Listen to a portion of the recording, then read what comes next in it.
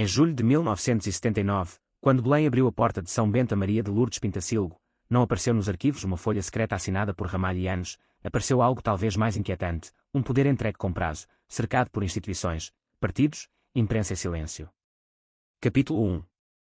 O pacto que não precisou de assinatura. Factos confirmados. Não há, até onde a documentação pública permite afirmar, prova documental de um pacto secreto entre António Ramalho e Eanes e Maria de Lourdes Pintacilgo. Não há ata conhecida, memorando público, testemunho direto ou documento oficial que demonstre condições pessoais, ocultas, impostas pelo Presidente da República à mulher que ele escolheu para chefiar o 5º Governo Constitucional. Esta é a primeira pedra do nosso inquérito, e é também a mais incómoda. A história começa precisamente onde a lenda falha. Mas a ausência de uma folha secreta não significa ausência de condicionamento. Pelo contrário. Os documentos mostram que Pintacilgo chegou a São Bento, mas a ausência de uma folha secreta não significa a ausência de condicionamentos políticos e institucionais. Os documentos mostram que Pintacilgo chegou a São Bento num quadro estreito, sem maioria parlamentar própria, com eleições já marcadas, dependente da iniciativa presidencial e sujeita ao escrutínio da Assembleia da República, dos partidos, da imprensa e dos órgãos constitucionais da época. Ela não vinha de uma maioria parlamentar. Não era líder de um partido vencedor.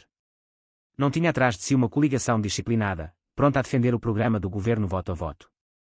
Era uma primeira-ministra escolhida por Ramalho e Eanes, num tempo em que a Constituição da República Portuguesa, na sua versão original, atribuía ao presidente um papel mais forte do que aquele que o país viria a conhecer depois. O primeiro dado confirmado é simples e decisivo. Maria de Lourdes Pintacilgo foi indigitada por António Ramalho e Eanes em 19 de julho de 1979 para chefiar o 5º Governo Constitucional. O decreto de nomeação é de 31 de julho de 1979. A tomada de posse ocorreu em 1 de agosto de 1979. O governo permaneceria em funções até 3 de janeiro de 1980, quando tomou posse o executivo chefiado por Francisco Sá Carneiro. Pelo meio, como uma sombra projetada desde o início sobre cada decisão, estavam marcadas eleições legislativas intercalares para 2 de dezembro de 1979. Aqui está o primeiro limite real. Pintacilgo recebe o poder quando o relógio já está em contagem decrescente. A palavra pacto, portanto, deve ser usada com cuidado.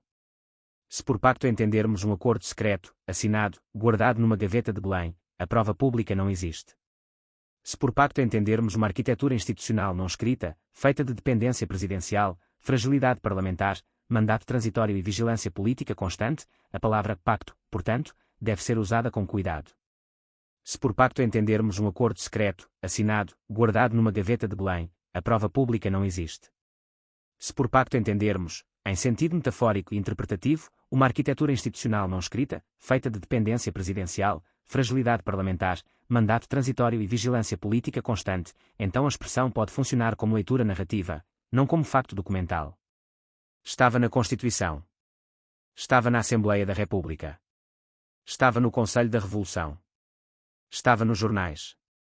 Estava no desconforto dos partidos. Estava no facto de uma mulher independente, católica progressista, internacionalista e reformista ser chamada para governar num país ainda a aprender a viver dentro das suas próprias instituições democráticas. Versões. Décadas mais tarde, Ramalho e Eanes explicou que escolheu Maria de Lourdes Pintacilgo pela sua personalidade, pela ética, pelo caráter, pela experiência internacional, pela experiência governativa, pela determinação e pela coragem. Esta é a versão legitimadora. O presidente teria procurado uma figura competente, respeitada, independente, capaz de atravessar uma crise política sem se confundir com a luta partidária imediata. Pintacilgo tinha sido ministra dos Assuntos Sociais nos governos provisórios, presidira a Comissão da Condição Feminina e fora embaixadora de Portugal junto da Unesco. Não era uma desconhecida. Não era uma improvisação. Era uma mulher com percurso, ideias, mundo e autoridade moral. Mas houve outra leitura, mais fria, mais desconfiada, mais próxima dos bastidores da época. Para alguns observadores, a nomeação foi enigmática. Para outros, revelou o isolamento político de Eanes. Para outros ainda, fez parte de uma estratégia presidencial que parecia contornar os partidos, enfraquecer os blocos tradicionais e manter o centro do sistema em Belém. Nada disto prova conspiração. Nada disto prova conspiração. Mostra, porém, que a decisão foi interpretada, desde o primeiro momento, por alguns setores, como uma peça de xadrez político e não apenas como um ato administrativo. E não apenas como um ato administrativo. A direita parlamentar, sobretudo PSD e CDS, rejeitou politicamente a solução. O governo nascia sem legitimidade parlamentar forte, e essa fragilidade seria exposta poucos dias depois, quando o programa governativo fosse levado à Assembleia da República. O PS, liderado por Mário Soares, não derrubaria imediatamente Pintacilgo, mas também não a abraçaria com entusiasmo. A sua abstenção seria crucial. O PCP, a UDP e outros deputados também se abstariam. O resultado seria uma espécie de sobrevivência sem consagração. O governo continuaria vivo, mas politicamente ferido. Havia, então, uma pergunta suspensa sobre Lisboa: se não havia pacto secreto, que condições reais acompanhavam a nomeação? A primeira condição era o tempo. Governar até eleições intercalares. A segunda era a origem. Governar por iniciativa presidencial, não por maioria eleitoral. A terceira era o Parlamento. Apresentar um programa que podia ser rejeitado. A quarta era a dupla responsabilidade. Responder perante o Presidente da República e perante a Assembleia da República. A quinta era o Conselho da Revolução, ainda presente na engrenagem constitucional da época. A sexta era a imprensa, que lia cada nomeação, cada discurso e cada decreto como possível interferência no processo eleitoral. E a sétima, talvez a mais íntima, era o próprio corpo político de Maria de Lourdes Pintacilgo, ser mulher, independente, reformista, sem máquina partidária e sem a proteção tribal que, muitas vezes, salva os chefes de governo quando as tempestades começam. Domínio dramatúrgico, não facto. Podemos imaginar, sem apresentar isto como prova, a solidão daquele instante em Belém. Não como uma cena conspirativa, não como uma troca de envelopes, não como um ultimato sussurrado atrás de portas fechadas, mas como algo mais subtil. Uma conversa em que quase tudo importante já estava decidido antes de ser dito. E Eanes não precisava de pronunciar a palavra limite, o calendário pronunciava-a por ele. Não precisava de dizer que os partidos desconfiariam, a crise já o anunciava. Não precisava de explicar que o governo seria vigiado, o sistema inteiro estava construído para vigiar. Neste domínio dramatúrgico, não factual, o verdadeiro pacto seria uma frase muda: aceita governar, mas não confundas posse com liberdade. E talvez, nesse mesmo terreno da hipótese narrativa, Pintacilgo tenha compreendido outra coisa: se tinha poucos meses, teria de governar como se cada dia valesse por uma legislatura. Se entrava em São Bento sem maioria, teria de usar a legitimidade do cargo para deixar marcas onde pudesse. Se esperavam dela uma gestão neutra, talvez encontrassem uma primeira-ministra com programa, convicção e pressa. É aqui que começa o nosso detetive político. Não há procura de uma assinatura escondida, mas de um mecanismo. Não há procura de uma ordem secreta, mas de uma jaula constitucional. Não há procura de uma vítima passiva, mas de uma mulher que recebeu um poder vigiado e tentou transformá-lo em ação. Capítulo 2. Belém escolhe, São Bento observa. Factos confirmados. A crise que leva Maria de Lourdes Pintacilgo ao cargo não surge do nada. Antes dela, Ramalho e Eanes já tinha recorrido a governos de iniciativa presidencial. O governo de Nobre da Costa e o governo de Carlos Mota Pinto pertencem a essa sequência de soluções em que o presidente procurava responder à instabilidade parlamentar através de executivos que não nasciam diretamente de uma maioria sólida. O governo de Carlos Mota Pinto termina, abre-se uma nova crise, e Eanes procura uma saída. Em 13 de julho de 1979, segundo estudos consultados, Eanes comunica ao país a decisão de dissolução e convocação eleitoral. Em 19 de julho de 1979, Pintacilgo é indigitada. Em 30 de julho de 1979, a imprensa noticia a composição do 5º Governo Constitucional. Em 31 de julho de 1979, surge o decreto de nomeação. No dia seguinte, 1 de agosto de 1979, ocorre a tomada de posse no Palácio da Ajuda. A cronologia é curta, concentrada, quase abrupta. Entre a decisão política e a posse há pouco espaço para amadurecimento público. O país vê surgir uma primeira-ministra inédita, numa conjuntura excepcional, para um mandato que já tem horizonte eleitoral definido. E esse detalhe importa porque muda tudo.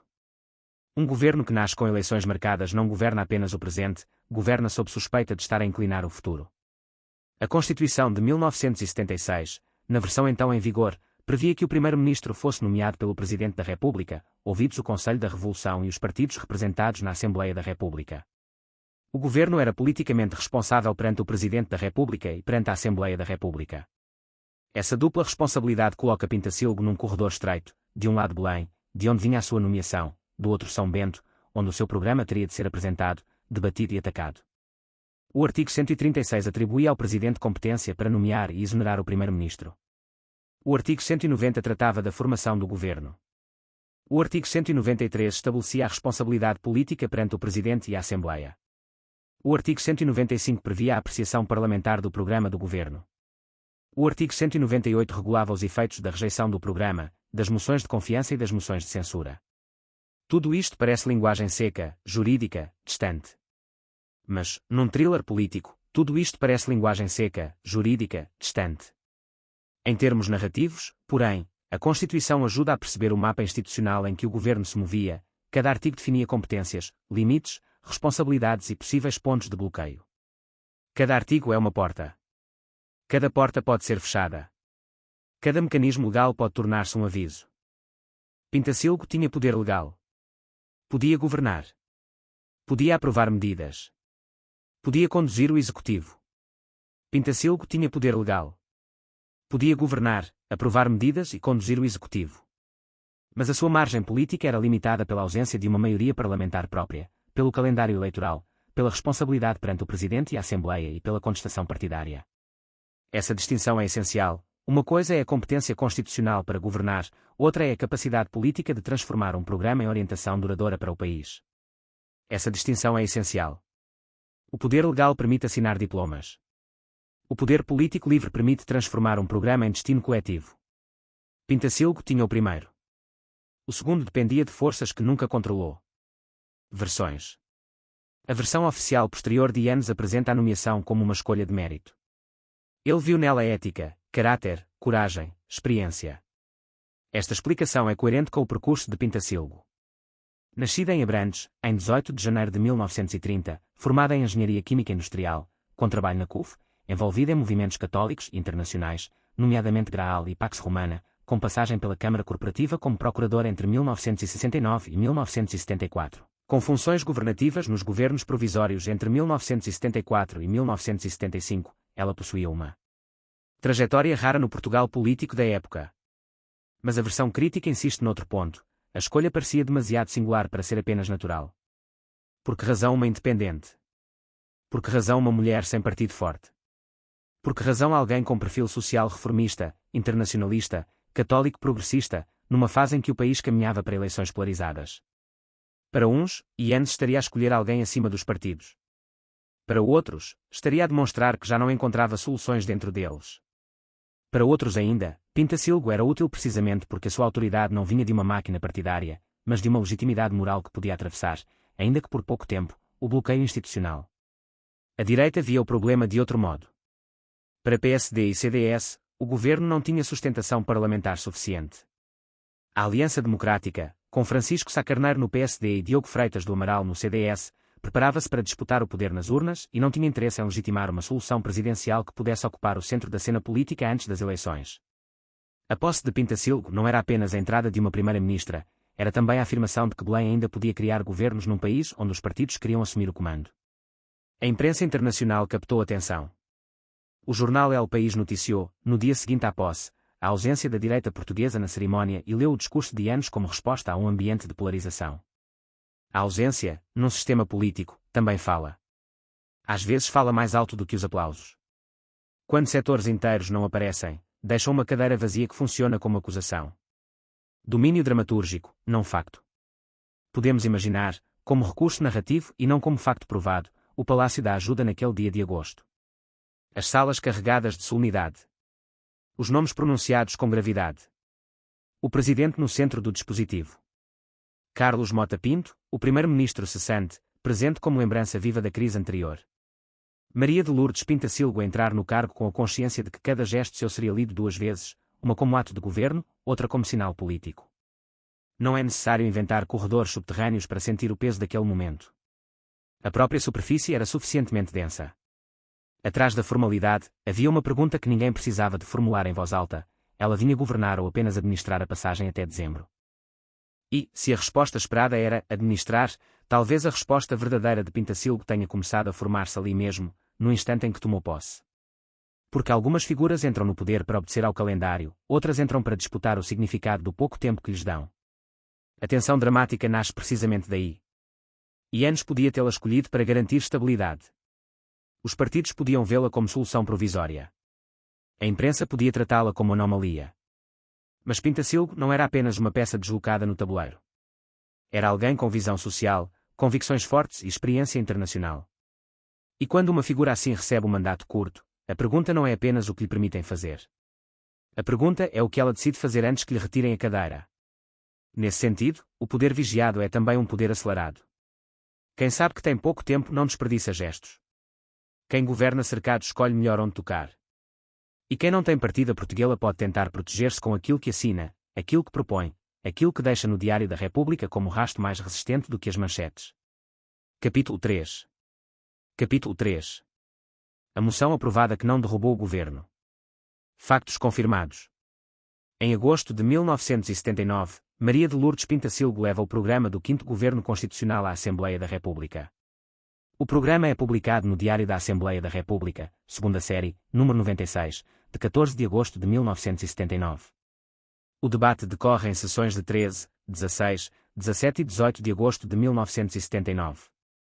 É aqui que o poder vigiado deixa de ser uma abstração e se transforma em aritmética parlamentar. PSD e CDS apresentam uma moção de rejeição do programa do governo. A moção é aprovada por maioria simples. Votam a favor 79 deputados, do PSD e do CDS. Votam contra 33, entre independentes sociais-democratas e outros deputados independentes. Abstêm-se 125, incluindo PS, PCP, UDP e Galvão de Melo. Mas a moção não derruba o governo, porque a Constituição exigia maioria absoluta dos deputados em efetividade de funções para produzir esse efeito. Este é um dos momentos mais reveladores de toda a história. A moção de rejeição do programa de Pintacilgo foi aprovada por maioria simples, mas o governo sobreviveu juridicamente, porque não se atingiu a maioria absoluta exigida para produzir efeito demissionário. Não caiu. Mas também não saiu intacto. A Assembleia disse-lhe, em linguagem parlamentar, o seu programa não nos convence. A Constituição respondeu, ainda assim, pode continuar. E, nesse intervalo entre a censura política e a sobrevivência jurídica, instalou-se a condição mais dramática do seu governo. Pintacilgo podia governar, mas governaria com a ferida aberta da rejeição. Cada medida posterior carregaria essa marca. Cada diploma poderia ser acusado de exceder a natureza transitória do Executivo. Cada iniciativa social poderia ser lida como tentativa de influenciar o ambiente eleitoral. Cada gesto reformista seria confrontado com a pergunta: quem lhe deu mandato para tanto? A resposta formal era clara: o cargo, a Constituição, a nomeação presidencial. A resposta política era menos estável: quase ninguém lhe dera entusiasmo. E, no entanto, o governo governou. Embora frequentemente descrito como executivo de gestão, o 5º Governo Constitucional tomou medidas de conteúdo social e institucional relevante. Em 20 de setembro de 1979, foi aprovado o Decreto-Lei nº 392/79, garantindo igualdade de oportunidades e tratamento entre mulheres e homens no trabalho e no emprego e instituindo a Comissão para a Igualdade no Trabalho e no Emprego. Em 9 de novembro de 1979, o Decreto-Lei nº 445/79 atualizou os montantes do subsídio de desemprego. Em 26 de dezembro de 1979, o Decreto-Lei nº 503/79 criou um esquema mínimo de proteção social, abrangendo cidadãos nacionais residentes independentemente de vínculo laboral ou contribuição prévia. No mesmo dia, o Decreto-Lei nº 503/79 atualizou pensões mínimas de invalidez e velhice, afirmando que os beneficiários ultrapassavam 2 milhões de pessoas, pertencentes sobretudo aos estratos mais desfavorecidos. Aqui surge a contradição que estrutura todo o caso Pintacilgo: formalmente, um governo transitório; politicamente, um governo que deixou legislação duradoura. Versões. A versão que reduz o Executivo a uma gestão eleitoral é simples: Pintacilgo teria sido chamada para assegurar o funcionamento do Estado até às eleições legislativas intercalares. O país precisava de atravessar uma crise sem colapso institucional, preparar o ato eleitoral e manter a administração a funcionar. Nessa leitura, a sua missão seria quase notarial: garantir a passagem, não redesenhar políticas. Mas a prática governativa sugere outra versão. Pintacilgo não se limitou a guardar a chave da casa até à chegada do próximo inquilino. Usou os meses disponíveis para inscrever prioridades sociais, em especial no campo da igualdade no trabalho, da proteção social mínima, das pensões e do desemprego. Isto não transforma automaticamente o seu governo numa revolução. Mas impede que seja tratado apenas como parêntese. A direita podia ver nisso excesso. Um governo sem maioria, com eleições marcadas, deveria ser discreto, prudente, contido. A crítica à alegada falta de isenção de Yanes e Pintacilgo no contexto eleitoral circulou na imprensa e permanece preservada em recortes do arquivo Pintacilgo. O problema, para os seus adversários, não era apenas quem governava, era o que esse governo podia fazer antes de os eleitores decidirem. Já a leitura de Pintacilgo como ameaça simbólica vai além da aritmética parlamentar. Em estudos sobre género, imprensa e política, a sua figura pode ser interpretada como disruptiva, mulher, independente, católica progressista, internacionalista, socialmente reformista, sem máquina partidária e com estilo político moral e programático. Ela representava uma combinação pouco habitual: mulher, independente, católica progressista, internacionalista, socialmente reformista, sem máquina partidária e com estilo político moral e programático. Num espaço dominado por lideranças masculinas, estruturas partidárias duras e cálculo eleitoral permanente, a sua presença era difícil de classificar. E aquilo que o sistema não consegue classificar, frequentemente tenta limitar. O detalhe é ainda mais forte porque, apesar de ser a primeira mulher a chefiar o governo em Portugal, o elenco ministerial era dominado por homens. Ela chegou ao topo, mas não chegou acompanhada por uma transformação equivalente na composição do poder. Algumas mulheres recusaram convites. Teresa Santa Clara Gomes aceitou ser secretária de Estado, não ministra. A primeira mulher em São Bento governava, portanto, dentro de uma arquitetura ainda quase inteiramente masculina. Domínio dramatúrgico, não facto. Neste ponto, a dramatização possível, sempre assinalada como não factual, não precisa de grandes invenções. Basta imaginar a Assembleia como uma sala onde o governo respira por decisão da lei, mas não por afeto político. Pintacilgo escuta críticas, calcula votos, percebe que a moção de rejeição passa, e ainda assim entende que a queda não virá. É uma sobrevivência estranha, não há vitória, mas há continuidade. Não há aplauso, mas há tempo. Pouco tempo, mas tempo. E talvez seja aí que a personagem se torna maior do que a função que lhe queriam atribuir. Porque uma primeira-ministra verdadeiramente decorativa teria aceitado a humilhação parlamentar como aviso para desaparecer dentro da administração corrente. Pintacilgo faz o contrário, avança onde pode. Não como quem ignora o cerco, mas como quem sabe que o cerco é precisamente a razão para agir depressa. Se existiu um pacto não escrito, a sua cláusula principal talvez fosse esta: não perturbar demasiado o caminho até às urnas. Mas a história mostra que Pintacilgo perturbou, pelo menos no sentido mais nobre da palavra. Perturbou a expectativa de passividade. Perturbou a ideia de que um governo curto não podia tocar em temas longos. Perturbou a normalidade masculina do poder. Perturbou os que haviam como solução de transição e tiveram de confrontar uma governante com projeto. A pergunta inicial, então, começa a mudar. Já não é apenas: que condições terá Eanes imposto a Pintacilgo antes de São Bento? A pergunta passa a ser: que condições impôs o sistema inteiro a uma mulher que, por alguns meses, teve autoridade legal sem liberdade política plena? Belém nomeou. São Bento observou. Os partidos calcularam. A imprensa suspeitou. O Conselho da Revolução permanecia como presença constitucional de um tempo ainda não totalmente encerrado. E Pintacilgo, no meio desta geometria, assinou medidas que sobreviveriam ao mandato que lhe parecia destinado a ser breve.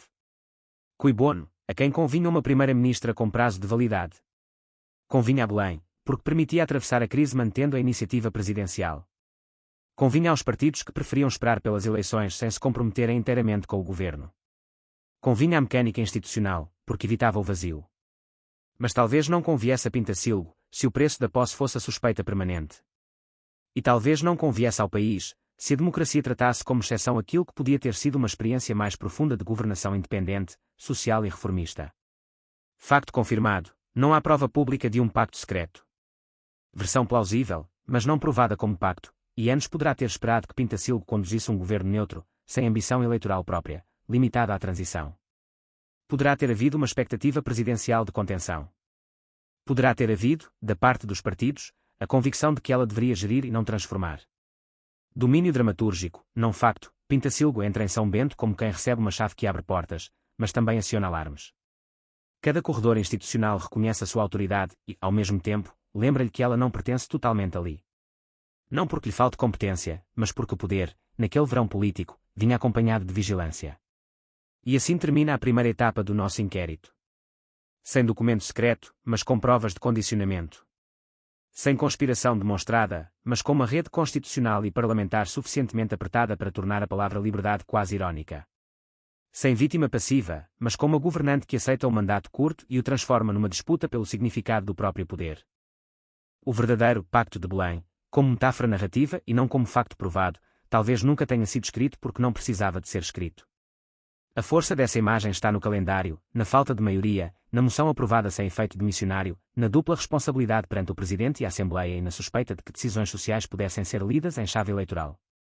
Estava no calendário. Estava na falta de maioria. Estava no programa rejeitado que não derrubou o governo.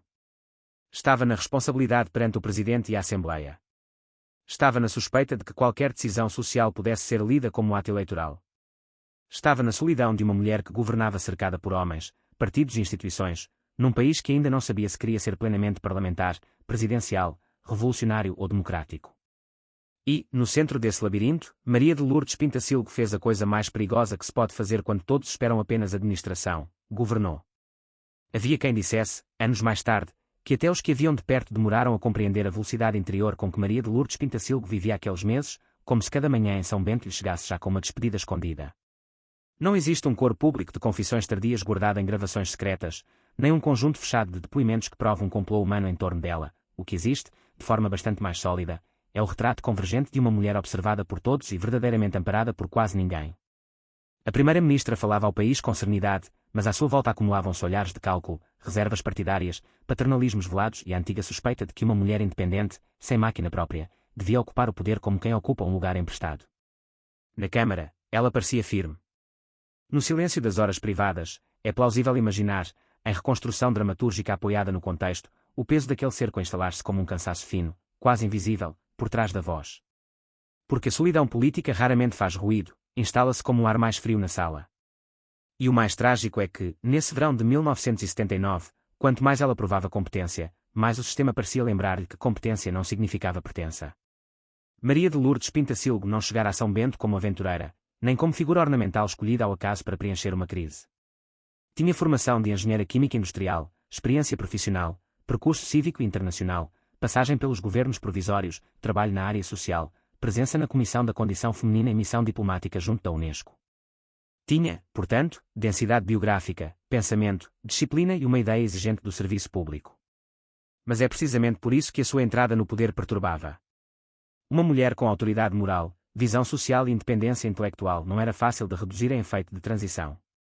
Era mais simples descrevê-la como exceção do que aceitá-la como precedente. Naquele tempo, o país ainda media as mulheres públicas por uma régua torta, que exigia delas serenidade sem ambição, brilho sem excesso, presença sem comando. Pintacilgo quebrava esse molde de forma quase involuntária. Não precisava de levantar a voz para desorganizar o hábito masculino do poder. Bastava sentar-se na cadeira certa. Bastava assinar. Bastava falar como quem sabe. E isso produzia um efeito duplo. Inspirava quem via nela uma possibilidade nova para a democracia portuguesa e inquietava quem preferia que São Bento continuasse a ser um território de códigos antigos, vozes previsíveis e hierarquias conhecidas. Na imagem pública, ela surgia controlada, intelectualmente nítida, às vezes até austera, como se soubesse que qualquer tremor seria usado contra si. Mas a vida pública tem sempre um segundo andar, aquele que as câmaras não alcançam. Na Câmara ela sorria, em casa, ou no espaço íntimo que restasse dentro de uma agenda esmagada pela urgência, o preço devia ser outro. Não há necessidade de inventar cenas privadas para perceber isso. Basta seguir a lógica humana de uma mulher chamada a governar um país em crise, com mandato curto, programa atacado, legitimidade contestada e o peso simbólico de ser a primeira e única mulher a chefiar o governo português. O que para o país era símbolo, para ela era corpo. O que para a imprensa era novidade, para ela era vigília. Essa vigília não era apenas ideológica, era também cotidiana. Cada gesto podia ser lido como sinal de alinhamento ou desvio. Cada decisão social podia ser acusada de oportunismo pré-eleitoral. Cada palavra podia ser filtrada por partidos que já pensavam em dezembro e por comentadores que tentavam descobrir se Belém continuava a mandar em São Bento por vias visíveis ou invisíveis. Assim nasce um dos dramas mais modernos do poder. A pessoa nomeada para estabilizar descobre que será julgada não pelo que faz mal, mas também pelo que faz bem demais. Enquanto ela avançava com medidas, havia um outro país a respirar ansiedade mais funda, muito longe dos salões constitucionais. Enquanto o governo trabalhava diplomas, uma viúva da reforma baixa contava escudos com as mãos gastas. Enquanto os partidos transformavam cada sessão num campo de posições, um desempregado esperava que o subsídio atualizado deixasse de ser abstração burocrática. Enquanto a legitimidade de Pintacilgo era discutida como problema tático, milhares de famílias viviam a precariedade como destino. Esta é a parte que a política quase sempre tenta esconder, enquanto os dirigentes calculam, alguém perde tudo em silêncio. E talvez tenha sido por isso que ela se recusou a ser mera guardiã do interregno. A sua agenda social, confirmada pelos diplomas aprovados, não foi um capricho de imagem. O Decreto-Lei sobre Igualdade de Oportunidades e Tratamento entre Mulheres e Homens no Trabalho e no Emprego, em setembro de 1979, tocava num nervo profundo do país. O mesmo se pode dizer da atualização do subsídio de desemprego em novembro, e mais tarde do esquema mínimo de proteção social e da atualização das pensões mínimas em dezembro.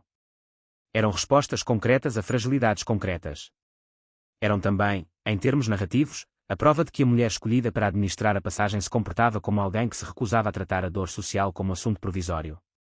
Há aqui uma tragédia discreta e poderosa. Quanto mais ela procurava governar para os frágeis, mais se estreitava o espaço político à sua volta. Não porque as medidas fossem reais, mas porque tocavam no limite invisível que o sistema parecia ter desenhado para ela. Uma primeira-ministra de iniciativa presidencial, sem maioria, com eleições marcadas, devia ser breve até no alcance. Ela, porém, agiu como se a urgência social fosse mais importante do que a prudência cênica. E é precisamente nesses casos que o poder se torna mais cruel, permite a ação, mas retira o abrigo. Talvez por isso o ambiente à sua volta se tenha tornado cada vez mais tenso, mais desconfiado, mais vulnerável ao rumor e à interpretação maliciosa.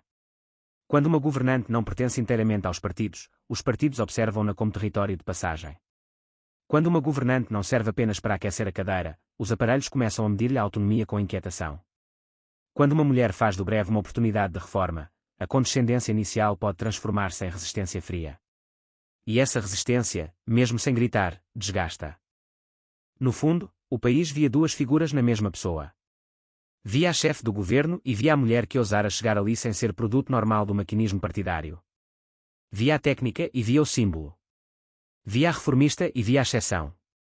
E nenhuma destas leituras lhe dava descanso, porque todas a empurravam para um lugar de prova permanente. Quantas vezes um homem no mesmo lugar teria sido obrigado a justificar a sua simples presença com tal intensidade? Talvez seja esta a pergunta mais humana desta parte da história. Não se ela tinha poder formal. Sabemos que tinha. Não se podia assinar decretos. Assinou-os. Mas se alguma vez lhe permitiram, de facto, descansar dentro do cargo, respirar dentro do mandato, pertencer sem exame constante? Ou será que Maria de Lourdes Pintacilgo entrou em São Bento já condenada a provar todos os dias que tinha o direito de lá estar? Debaixo dos edifícios do poder nem sempre existem túneis de pedra, às vezes existem corredores invisíveis, rotinas protegidas, circuitos de informação, caminhos de acesso que quase ninguém vê e que definem quem entra, quem espera, quem sabe antes e quem só descobre depois. Em torno de São Bento e de Belém, naquele segundo semestre de 1979, não temos prova pública de passagens clandestinas ou operações secretas no sentido novelesco do termos. O que temos é algo menos cinematográfico e talvez mais revelador, um sistema de circulação de influência, consulta, vigilância e pressão que fazia da governação um trajeto cercado. E Maria de Lourdes Pintacilgo movia-se por esse labirinto como quem tenta atravessar uma casa alheia sem nunca deixar de sentir que está a ser ouvida do outro lado das portas. A sua condição constitucional já era, por si só, um mapa de passagens estreitas. Nomeada pelo Presidente, responsável perante o Presidente e a Assembleia, situada entre Belém e São Bento, com o Conselho da Revolução ainda presente na engrenagem do regime, ela governava dentro de uma arquitetura que multiplicava centros de observação. Não era preciso um pacto secreto para limitar. Bastava a própria disposição das salas institucionais. Bastava a forma como a autoridade estava distribuída. Bastava saber que cada corredor político conduzia a um posto de controle diferente. É por isso que a metáfora do espaço ajuda tanto a compreender a sua tragédia. Belém não era apenas um palácio, era a origem do mandato e, por isso, a sombra de uma tutela permanente, mesmo quando não se traduzia em ordem explícita. São Bento não era apenas a sede do governo, era também o palco de uma legitimidade incompleta, onde cada gesto podia ser examinado por uma Assembleia que não a derrubara, mas também não a consagrara. E entre um lugar e outro estendia-se uma cidade política cheia de portas entreabertas, telefonemas, editoriais, reuniões partidárias, murmúrios de redação e cálculos de campanha. Numa democracia jovem e ainda constitucionalmente híbrida, os espaços pesam. Os edifícios falam. Os rituais comunicam hierarquias. Uma mulher que entra neles pela via da exceção sente isso no corpo antes de o compreender plenamente em teoria. Talvez por isso a sua governação tenha sido tão marcada por uma espécie de pressa lúcida. Quem sabe que o espaço não lhe pertence demora menos a deixar marca. Quem percebe que cada sala tem um dono invisível aprende a usar o pouco tempo como ferramenta. Havia também o túnel menos visível de todos, o da percepção pública. A imprensa da época, nacional e internacional, registou a tensão, a estranheza, a ausência da direita em momentos simbólicos, a leitura da solução como decisão singular de anos. A opinião publicada fazia parte do dispositivo de vigilância. Não era apenas observadora. Era amplificadora. Cada notícia podia alargar a sensação de precariedade. Cada comentário podia transformar uma medida social num movimento suspeito. Cada manchete podia reduzir meses de governação a uma pergunta sobre intenção. É neste ponto que surge a paranoia política, não como delírio individual, mas como estado racional de quem entende o terreno que pisa. Ela deve ter percebido cedo que não podia confiar inteiramente nem na benevolência dos partidos, nem na generosidade da imprensa, nem na estabilidade dos apoios circunstanciais. Talvez tenha deixado de confiar até na aparente neutralidade dos silêncios. Porque, num sistema em disputa, há silêncios que protegem e silêncios que cercam. E quando uma governante sente a diferença, começa a medir cada frase, cada presença, cada ausência. Essa paranoia crescente não precisa de ser encenada como desconfiança febril. Basta pensá-la como disciplina defensiva. Entrar numa sala e tentar perceber não apenas o que está a ser dito, mas o que já foi decidido antes da reunião começar. Ler uma abstenção não como alívio, mas como suspensão de sentença. Receber um cumprimento e perguntar-se quanto vale politicamente. Governar, em tais condições, é como caminhar por um corredor comprido com o eco dos próprios passos sempre atrasado meio segundo, lembrando que há algo atrás de si. E, no entanto, foi nesses corredores que ela procurou governar mais do que gerir. Isso torna tudo ainda mais impressionante. Porque uma líder verdadeiramente domesticada teria usado o labirinto como desculpa para a imobilidade. Pintacilgo não usou. Avançou. E cada avanço tinha um preço de exposição adicional. Ao legislar em matéria social, ao tocar na igualdade no trabalho, ao responder à vulnerabilidade das pensões e do desemprego, ela transformava o espaço vigiado em espaço de intervenção. Fazia-o sabendo, ou pelo menos pressentindo, que cada passo reforçaria a vigilância. Poderíamos chamar a isto coragem. Mas talvez coragem seja palavra demasiado limpa para o que aconteceu. Houve também desgaste, cansaço e erosão subtil de quem sabe que o poder está à sua volta como arquitetura, mas nem sempre está nas suas mãos como liberdade. Houve também a experiência amarga de descobrir que a chefia do governo não elimina a condição de estrangeira dentro do próprio sistema. E houve, acima de tudo, a persistência de uma mulher que preferiu usar os corredores vigiados para fazer chegar algum amparo aos de baixo, em vez de os percorrer apenas como figura de cerimónia. No fim desta travessia, a questão deixa de ser apenas institucional e torna-se quase física. Como se governa quando cada porta se abre com cautela e se fecha com cálculo? Como se conserva a clareza moral quando o edifício inteiro parece desenhado para lembrar que o poder que te deram é real, mas revogável, visível, mas estreito, solene, mas emprestado? E o mais importante, quantas decisões de Maria de Lourdes Pintacilgo nasceram precisamente dessa consciência de que o caminho entre Belém e São Bento nunca foi uma avenida livre, mas um corredor vigiado? E depois havia a família, não apenas no sentido doméstico mais estreito, mas no sentido mais amplo do círculo humano que conhece a pessoa antes do cargo e a reconhece quando o cargo tenta devorá-la. Sobre esse interior de Maria de Lourdes Pintacilgo, a documentação pública acessível é muito mais sóbria do que a imaginação dramática gostaria. Não temos, de forma pública e confirmada, uma grande entrevista familiar revelando segredos escondidos atrás das portas. O que temos é outra coisa, a força de uma biografia que ajuda a compreender que a sua relação com o poder nunca foi simples ambição de ascensão, mas continuidade de uma vocação ética, intelectual e social construída muito antes de São Bento. E isso muda tudo. Porque quem chega ao topo por vocação paga de forma diferente o preço da desilusão. A sua vida antes da chefia do governo não era a de uma criatura partidária fabricada para o curto prazo. Era a de uma mulher formada, exigente, com raízes no pensamento católico progressista, em movimentos cívicos internacionais, no trabalho técnico e social, no serviço público e na reflexão sobre o país. Há pessoas que entram na política para ocupar o centro. Outras entram porque carregam uma ideia do bem comum que as empurra, mesmo quando o sistema resiste. Pintacilgo pertencia claramente a esta segunda espécie. E é isso que torna a sua passagem por São Bento tão profundamente trágica. Ela não parece ter chegado ali para se servir do poder, mas para o submeter a um sentido. É possível que precisamente essa matriz interior a tenha tornado mais vulnerável. Quem acredita que a política pode ainda ser instrumento de cuidado, proteção e justiça social sofre mais quando percebe que a política real funciona também como máquina de contenção, calendário e conveniência. Quem traz para o poder uma noção ética forte tende a sentir com mais nitidez a vulgaridade das manobras pequenas. E quem não vive do partido, nem para o partido, descobre cedo a dureza de estar quase só quando o vento muda. Na esfera pública, ela era inevitavelmente reduzida a rótulos, a primeira mulher, a escolha de anos, a governante de transição, a figura singular, a exceção. Mas a pessoa por trás do símbolo devia travar outra batalha, mais funda e menos visível, a de não deixar que o papel institucional apagasse o fio interior que dava sentido ao seu percurso. É aí que a ideia de dupla vida regressa com mais força. De um lado, a líder obrigada à compostura impecável, do outro, a consciência privada de que estava a atravessar um território hostil e historicamente carregado, sem as proteções habituais do poder masculino e partidário. Talvez a grande família que a sustentava fosse, Mais do que um núcleo doméstico exposto ao espaço público, uma comunidade de convicções, de experiências cívicas, de referências éticas e intelectuais que a acompanharam ao longo da vida. Talvez tenha sido aí que procurou o chão quando as instituições lhe ofereciam apenas teto provisório. Porque há pessoas cuja intimidade mais verdadeira não está nos jantares de família que a imprensa nunca vê, mas nas ideias a que permanecem fiéis quando tudo à volta pede adaptação. Essa fidelidade ajuda a ler melhor as medidas do seu governo. Elas não surgem como gestos avulsos de comunicação. Fazem sentido dentro de uma trajetória. A igualdade no trabalho, a proteção social mínima, a atenção às pensões e ao desemprego não são apenas decisões administrativas de um executivo de meses. Soam a continuidade de uma preocupação antiga com a dignidade humana, sobretudo dos que vivem mais expostos à arbitrariedade económica e social.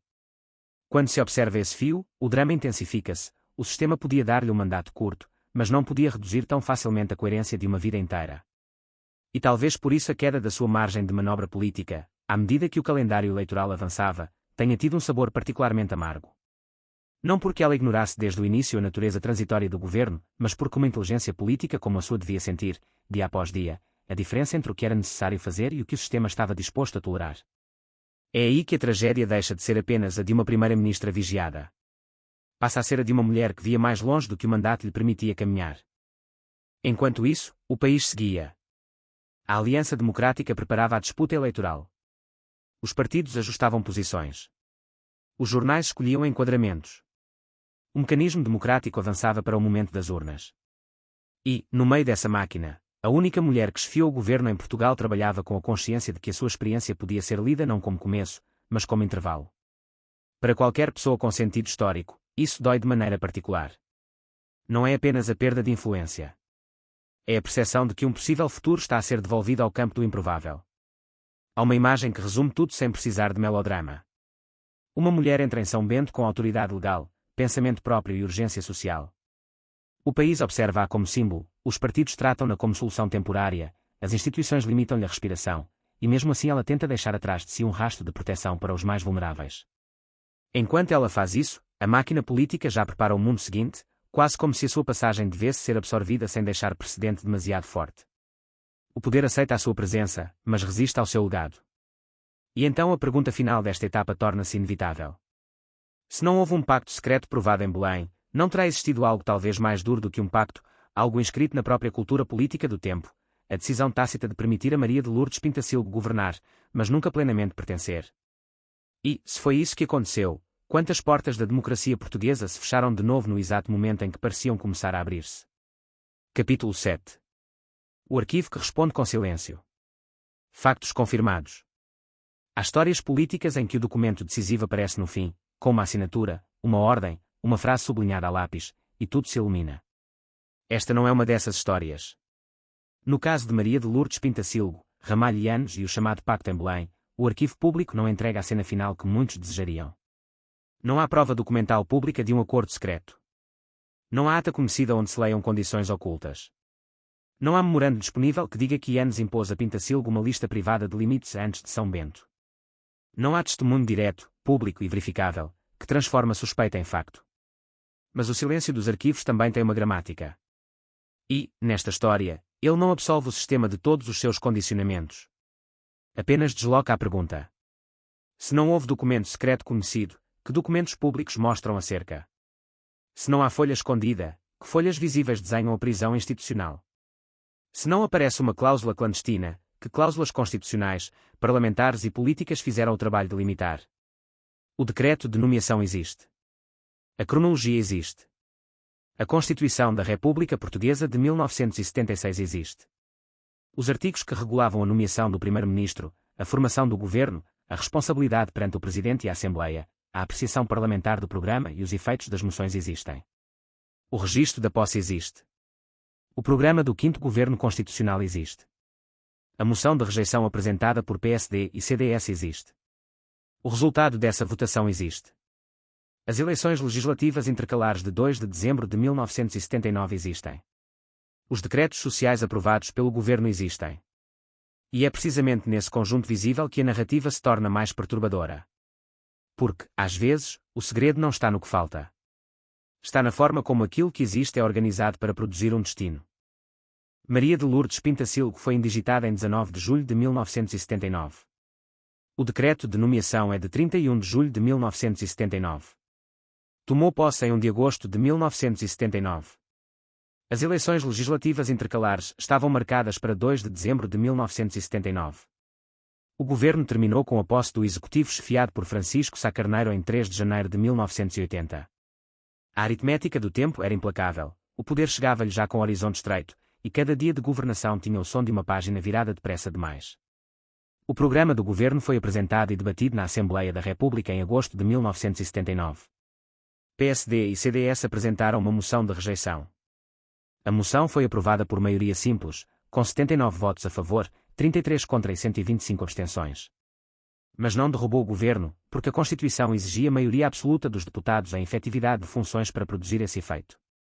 A frase parece técnica, quase fria. Mas, politicamente, é devastadora. Pintacilgo ficou de pé sem ser legitimada com entusiasmo. Sobreviveu sem ser acolhida. Continuou a governar com o programa politicamente ferido. Este é o primeiro segredo médico do poder, se aceitarmos a expressão como metáfora e não como diagnóstico clínico. Há governos que não morrem, mas passam a governar com uma fragilidade instalada no organismo institucional. O quinto governo constitucional respirava. Assinava. Decidia. Mas carregava desde os primeiros dias uma espécie de febre política, todos viam que estava vivo, quase todos sabiam que estava vulnerável, e muitos esperavam apenas o calendário fazer o que a moção não conseguira fazer. Não há boletim clínico que descreva o estado íntimo de Maria de Lourdes Pintacilgo durante esses meses. Não há, nos factos públicos aqui usados, um dossiê médico que nos autorize a falar de doença, colapso ou diagnóstico. Mas há uma fisiologia da autoridade que pode ser lida no contexto. Anos de vida pública, responsabilidade social, trabalho internacional, exercício governativo anterior e exposição constante tinham certamente moldado a sua forma de estar. O poder não passa pelo corpo sem deixar sinais. Ensina a conter o gesto. A medir o silêncio. A endurecer o olhar quando a sala tenta reduzir a pessoa ao papel que lhe atribuíram. A falar com calma quando a tempestade política exige uma reação emocional para depois a punir. Em termos interpretativos, a autoridade pública de Pintacilgo pode ser lida menos como força teatral e mais como convicção organizada. A sua presença foi frequentemente associada à austeridade, racionalidade e disciplina ética. Num ambiente político dominado por máquinas partidárias masculinas, essa imagem podia ser recebida de modos opostos, como sinal de independência e competência, ou como anomalia transitória num sistema pouco habituado a vê-la no centro do poder. Não era a política do punho na mesa. Era a política da convicção organizada. A sua presença tinha algo de austero, de racional, de eticamente disciplinado. E isso, num ambiente dominado por máquinas partidárias masculinas, podia ser lido como força ou como estranheza. Para alguns, ela era a prova de que o Estado podia ser servido por uma inteligência independente. Para outros, era uma anomalia temporária, útil enquanto a crise durasse, incômoda se tentasse deixar legado. Do outro lado estava Ramalho Eanes, Presidente da República, militar, figura central da estabilização pós-revolucionária, homem que já recorrera a governos de iniciativa presidencial. Também nele se pode falar de fisiologia do poder, com prudência e sem fingir acesso ao íntimo. Anos no centro do sistema não produzem apenas decisões, produzem uma forma de olhar. Um olhar treinado para calcular equilíbrios, reconhecer ameaças institucionais, pesar o silêncio dos partidos, medir a resistência da Assembleia, perceber que, numa democracia jovem, cada gesto presidencial podia ser lido como solução ou como tentativa de tutela. Eanes explicou, décadas depois, que escolheu Pintacilgo pela personalidade, ética, caráter, experiência internacional, experiência governativa, determinação e coragem. Essa é uma versão pública, plausível e documentada como explicação posterior. Eanes explicou, décadas depois, que escolheu Pintacilgo pela personalidade, ética, caráter, experiência internacional, experiência governativa, determinação e coragem. Essa é uma versão pública, plausível e documentada como explicação posterior. A leitura de que a nomeação também servia para enquadrar politicamente uma solução de transição é uma interpretação possível do contexto, mas não deve ser apresentada como conhecimento direto das intenções íntimas de Eanes. Versões. A primeira versão diz que não houve pacto secreto. Houve uma escolha presidencial, feita no quadro constitucional, em momento de crise, para assegurar a governação até eleições intercalares. Esta versão apoia-se no que a documentação pública permite afirmar com segurança. A segunda versão diz que a escolha foi enigmática. Não necessariamente conspirativa, mas politicamente carregada. Uma mulher independente, católica progressista, internacionalista, socialmente reformista, sem máquina partidária, chamada por um presidente que enfrentava instabilidade e isolamento crescente, podia funcionar como solução de transição, mas também como sinal de que Belém ainda tinha iniciativa quando os partidos se bloqueavam. A terceira versão, mais áspera, vê Pintacilgo como uma figura útil ao sistema precisamente porque não tinha uma maioria própria. Forte o suficiente para garantir Estado. Frágil o suficiente para não disputar duradouramente o comando partidário. Respeitável o suficiente para atravessar a crise. Isolada o suficiente para ser deixada cair pelo próprio calendário. Nenhuma destas versões prova uma conspiração. Mas juntas ajudam a compreender a atmosfera. Quando todos aceitam uma governante por razões diferentes, ninguém precisa de atrair com um gesto espetacular. Basta deixá-la governar sem lhe dar chão. E é aqui que os arquivos se tornam mais sombrios. Não porque escondam necessariamente páginas destruídas sobre uma ordem secreta, mas porque mostram a incompletude estrutural de qualquer investigação pública. Existem documentos oficiais, mas não existe a totalidade das conversas. Existem decretos, mas não existe a totalidade das hesitações. Existem votações, mas não existe a totalidade dos cálculos privados. Existem recortes de imprensa sobre críticas e suspeitas no contexto eleitoral, mas não existe uma gravação universal dos bastidores. Toda a democracia deixa rastro, nenhuma deixa tudo. Quando se fala em páginas destruídas, é preciso rigor. Não há, nos dados públicos aqui usados, prova de que páginas específicas de um pacto Yanes e Pintacilgo tenham sido destruídas. Isso deve ficar claro. O que existe é a imagem documental de páginas que nunca apareceram, de protocolos que, se existiram como entendimento informal, não foram encontrados como prova pública, de zonas cinzentas que a história não permite preencher com certeza. O arquivo, neste caso, não diz houve. Também não permite transformar todas as suspeitas em verdade. Ele diz algo mais inquietante: o que posso provar é suficiente para mostrar condicionamento, o que não posso provar continua a alimentar a sombra. Domínio dramatúrgico, não facto. Podemos imaginar, apenas como dramatização e não como facto, uma sala de arquivo anos depois. Caixas abertas. Capas gastas. Cópias de decretos. Recortes de jornais. Referências ao Palácio da Ajuda, à Assembleia da República, ao Diário da República, aos debates de agosto, às eleições de dezembro. O investigador procura a folha impossível, uma lista de condições, uma assinatura, uma frase dura de Belém. Não a encontra. Mas, ao fechar a pasta, percebe que talvez tenha encontrado algo mais frio. O pacto não estava numa página arrancada. Estava em todas as páginas que ficaram. Estava no decreto que lhe dava o cargo sem lhe dar maioria. Estava na Constituição que a fazia responder a Belém e a São Bento. Estava na moção que a rejeitava sem conseguir derrubá-la. Estava no calendário eleitoral que reduzia cada ambição a suspeita. Estava na imprensa que observava cada movimento. Estava nos partidos que esperavam o momento seguinte. Estava na arquitetura inteira. Nesta dramatização, não factual, Maria de Lourdes Pintacilgo surge como alguém que compreende a natureza clínica do sistema. O diagnóstico não é pessoal, é institucional. Um governo com pulso, mas sem musculatura parlamentar. Uma primeira-ministra com voz, mas sem coro. Uma mulher com visão, mas cercada por homens habituados a decidir entre si o futuro do país. E, no centro desta anatomia política, um arquivo que não grita. Apenas conserva, omite, sugere e obriga o espectador a formular a pergunta que o documento nunca formula por nós. Capítulo 8. A traição sem punhal. Factos confirmados. A palavra traição deve ser usada com cuidado. Não há prova pública de que Ramalho Yanes tenha traído pessoalmente Maria de Lourdes Pintacilgo. Não há prova documental de que lhe tenha prometido uma liberdade plena para depois a retirar. Não há prova de que os partidos tenham organizado uma conspiração secreta para a isolar além dos mecanismos políticos visíveis. O que é mais subtil e, talvez por isso, mais revelador, uma sequência de apoios incompletos, rejeições parciais, abstenções decisivas, críticas públicas e cálculos eleitorais que deixaram o governo sobreviver sem nunca o transformar numa experiência plenamente amparada. A direita parlamentar, sobretudo PSD e CDS, opôs-se ao governo e apresentou a moção de rejeição do programa. O PS absteve-se, tal como o PCP, a UDP e Galvão de Melo. Essa abstenção foi crucial para impedir a queda imediata, mas não equivalia a uma consagração política. Pintacilgo ficou no lugar porque a Constituição assim o permitiu, não porque a Assembleia lhe tivesse entregue uma confiança calorosa. A diferença é essencial. Na política, ser poupado não é o mesmo que ser apoiado. É nesta diferença que se instala, em termos narrativos, a ideia de uma traição sem punhal. Não se trata de uma traição factual demonstrada, nem de uma noite de conspiração, nem de um golpe pessoal documentado. Trata-se da experiência política, interpretada a partir dos factos públicos, de uma governante aceite como solução provisória e contestada como chefe de governo efetiva. O sistema permitiu-lhe entrar, depois, cada passo podia ser cobrado como excesso. Não uma cena de dramatização vulgar, não uma noite de conspiração, não um golpe pessoal documentado. Mas a experiência de ser aceito como solução provisória e contestada como governante efetiva. O sistema permitiu-lhe entrar. Depois, cobrou-lhe cada passo como excesso. A missão pública do 5º Governo Constitucional era gerir o país até às eleições legislativas intercalares de 2 de dezembro de 1979. Contudo, a prática governativa de Pintacilgo foi mais ambiciosa do que uma simples administração de passagem. Em setembro de 1979, o Decreto-Lei sobre Igualdade de Oportunidades e Tratamento entre Mulheres e Homens no Trabalho e no Emprego marcou uma intervenção social relevante. Em novembro, foi atualizado o subsídio de desemprego.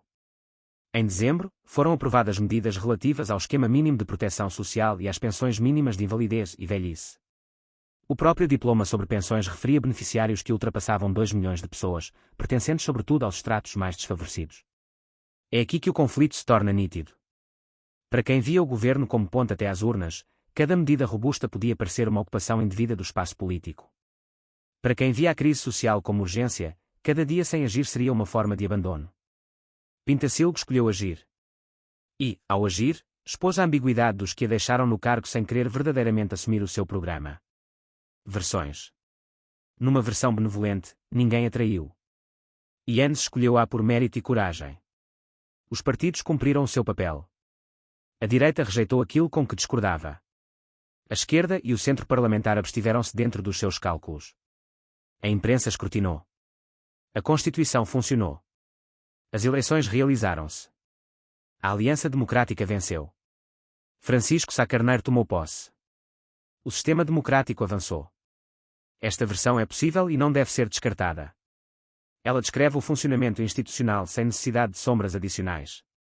Mas há uma segunda versão, mais trágica.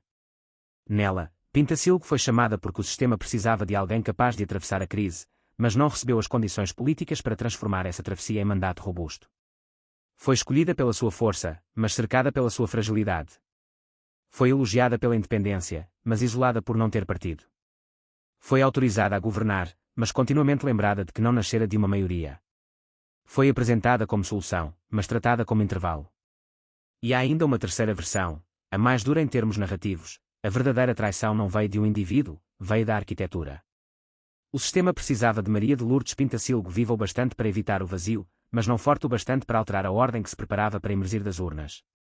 Não era necessário derrubá-la. Bastava deixá-la cumprir o tempo. Bastava esperar dezembro. Bastava transformar cada iniciativa num gesto suspeito e cada reforma numa ousadia transitória. O calendário faria o resto. Quem foi, então, o principal beneficiário? Facto confirmado: a Aliança Democrática venceu as eleições legislativas intercalares de 2 de dezembro de 1979, com 43,7% dos votos e 121 mandatos. Francisco Sá Carneiro tomou posse como primeiro-ministro em 3 de janeiro de 1980. Em termos eleitorais e políticos imediatos, foi essa força que saiu vencedora do ciclo que encerrou o governo Pintacilgo. Mas chamar a Aliança Democrática de vilã seria ultrapassar os factos. Ela disputou eleições e venceu. Se usarmos a palavra vilão apenas como construção interpretativa, e não como acusação factual, o alvo narrativo seria outro: um mecanismo que transforma uma crise institucional numa oportunidade de contenção, a cultura política que aceita uma mulher excepcional como solução temporária, mas resiste a deixá-la converter-se em precedente, o cálculo que prefere uma governante útil e breve a uma governante livre e duradoura. Ela disputou eleições e venceu. O verdadeiro vilão narrativo, se usarmos essa palavra como construção interpretativa e não como acusação factual, é outro: é um mecanismo que transforma uma crise institucional numa oportunidade de contenção, é a cultura política que aceita uma mulher excepcional como solução temporária, mas resiste a deixá-la converter-se em precedente. É o cálculo que prefere uma governante útil e breve a uma governante livre e duradoura. O beneficiário concreto da sucessão foi o Bloco que venceu as eleições. O beneficiário profundo foi a lógica do sistema partidário que recuperou o centro da cena. O preço simbólico foi pago por Pintacilgo, a sua passagem ficou marcada como exceção, não como abertura de uma nova normalidade. Domínio dramatúrgico, não facto. Imaginemos, apenas como hipótese narrativa e não como facto, o sentimento de uma mulher que percebe que todos os apoios têm prazo. Belém dera-lhe a nomeação, mas não podia dar-lhe uma maioria. A Assembleia não a derrubara, mas também não a abraçara. Os partidos toleravam-na ou combatiam-na conforme lhes convinha. A imprensa ora a observava com curiosidade, ora com suspeita. O país mais vulnerável precisava de medidas, mas o país político queria chegar às urnas sem ser surpreendido por uma primeira-ministra demasiado ativa. Nessa dramatização, a traição não acontece numa porta fechada. Acontece em plena luz. Acontece quando uma moção aprovada não derruba, mas fere. Acontece quando uma abstenção salva, mas não legitima. Acontece quando uma mulher governa para lá do papel que lhe atribuíram e descobre que o sistema prefere a obediência ao calendário à fidelidade a uma urgência social. Talvez Pintacilgo tenha entendido que a confiança política, naquele contexto, era uma moeda falsa. Brilhava à distância, mas perdia valor no momento de pagar decisões concretas. Talvez tenha percebido que, para muitos, a sua função era administrar a sala até à chegada dos verdadeiros proprietários. Talvez tenha recusado intimamente essa posição. E talvez seja aí que a sua grandeza dramática se revela. Ela não foi traída por desconhecer o jogo. Foi traída, em sentido narrativo e não factual, por jogar com seriedade num tabuleiro onde muitos já tinham decidido que a partida era provisória. A fisiologia do poder regressa aqui como imagem. O corpo de um governante cercado aprende a economizar energia. O olhar fica mais atento. A voz pesa as palavras. O rosto guarda o cansaço para não o entregar ao adversário. O gesto torna-se mínimo. A solidão torna-se método. Nada disto é diagnóstico médico. É leitura humana de uma experiência extrema, governar quando a legitimidade legal existe, mas a pertença política é negada todos os dias. E, ainda assim, ela assinou. Ainda assim, avançou. Ainda assim, deixou diplomas que sobreviveram à sua brevidade. É por isso que a traição sem punhal não encerra a personagem, antes a amplia. Porque quem governa apenas quando tudo está seguro é administrador do conforto. Quem governa quando tudo está vigiado transforma o próprio ato de decidir numa forma de resistência institucional. Capítulo 9.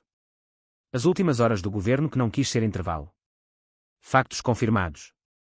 As eleições legislativas intercalares realizaram-se em 2 de dezembro de 1979. A Aliança Democrática venceu. Em 26 de dezembro de 1979, já depois das eleições, o governo de Maria de Lourdes Pintacilgo aprovou diplomas de grande conteúdo social, o esquema mínimo de proteção social e a atualização das pensões mínimas de invalidez e velhice. Segundo a imprensa internacional, Pintacilgo apresentou formalmente a demissão em 27 de dezembro de 1979, depois da publicação dos resultados oficiais. Em 3 de janeiro de 1980 tomou posse o 6º governo constitucional, chefiado por Francisco Sá Carneiro. A sucessão institucional ocorreu. O ciclo fechou-se. O país mudou de governo.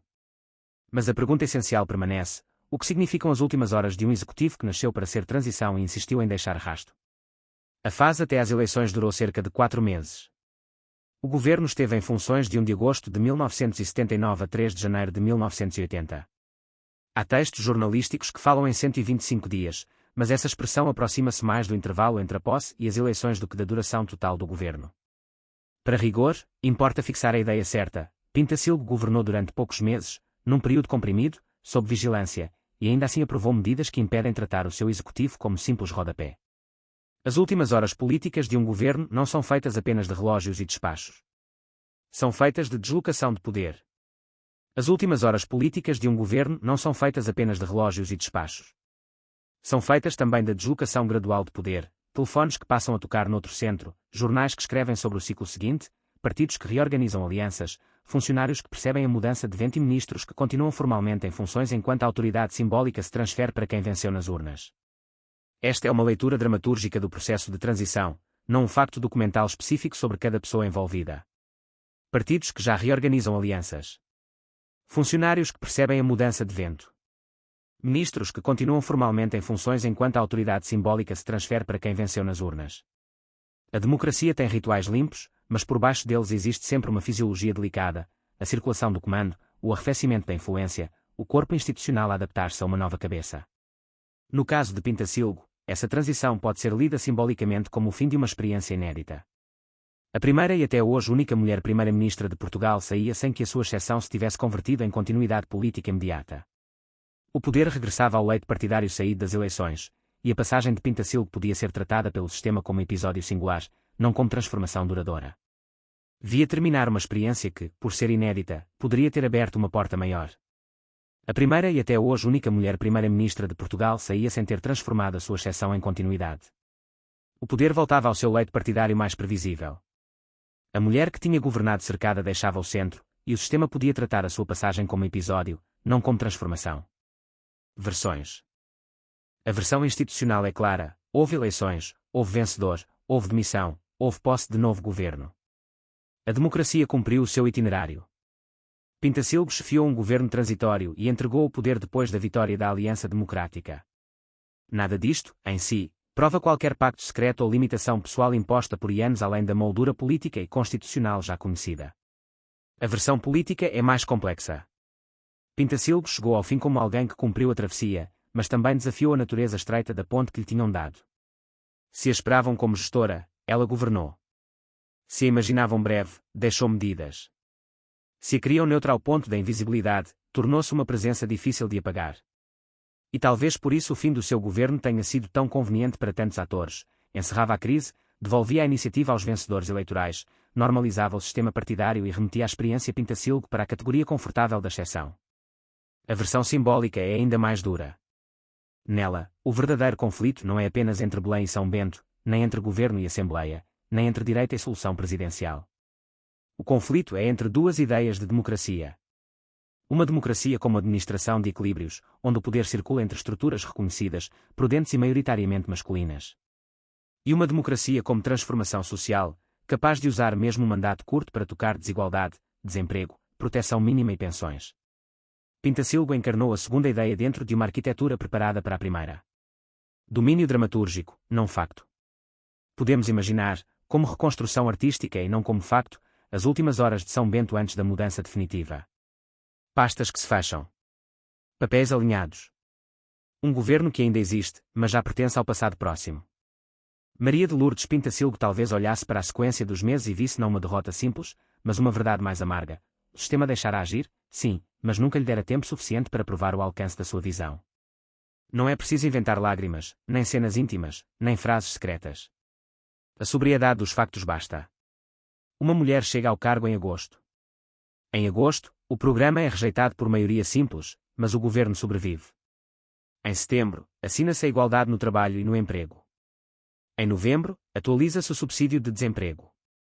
Em dezembro, há eleições. Em dezembro, vencem outros. Em dezembro, ainda se aprovam proteção social mínima e pensões. Em janeiro, entra outro governo. A história fecha a porta com a educação institucional. Mas a porta fechada continua a fazer eco. E nesse eco está a revelação final desta terceira parte. Não se encontrou prova pública de um pacto secreto em Belém. Mas encontrou-se algo que, para a vida política de Maria de Lourdes Pintacilgo, não se encontrou prova pública de um pacto secreto em Belém. O que se encontra é um conjunto documentável de condicionamentos que, na leitura política desta narrativa, pode ter produzido um efeito semelhante ao de uma cláusula invisível: mandato curto, origem presidencial, ausência de maioria parlamentar, responsabilidade perante Presidente e Assembleia, Conselho da Revolução ainda presente no sistema, imprensa vigilante, partidos em cálculo eleitoral e uma moção que feriu sem derrubar. O poder estava lá, mas condicionado, a autoridade existia, mas cercada, um mandato curto, uma origem presidencial, ausência de maioria parlamentar, responsabilidade dupla, Conselho da Revolução ainda presente no sistema, imprensa vigilante, partidos em cálculo eleitoral e uma moção que feriu sem matar. O poder estava lá, mas condicionado.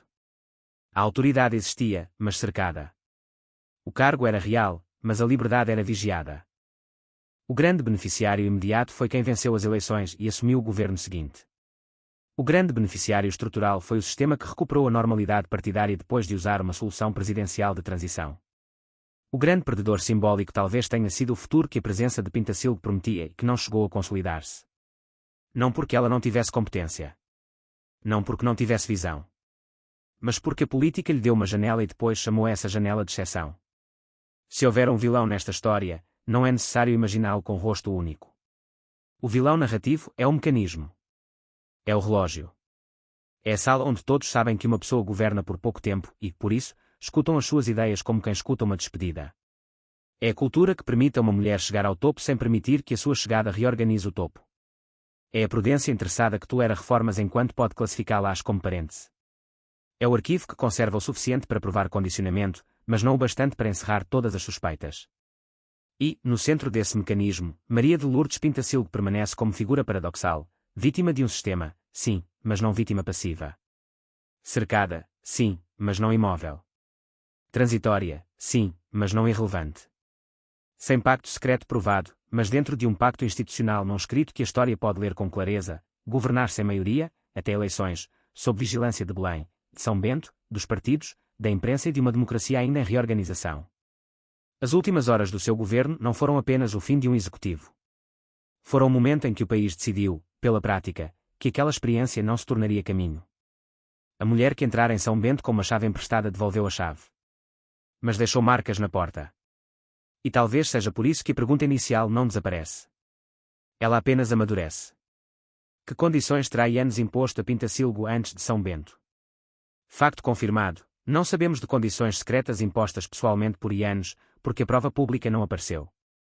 Versão plausível, havia expectativas de contenção, neutralidade e transição, compatíveis com o contexto, mas não demonstradas como pacto formal.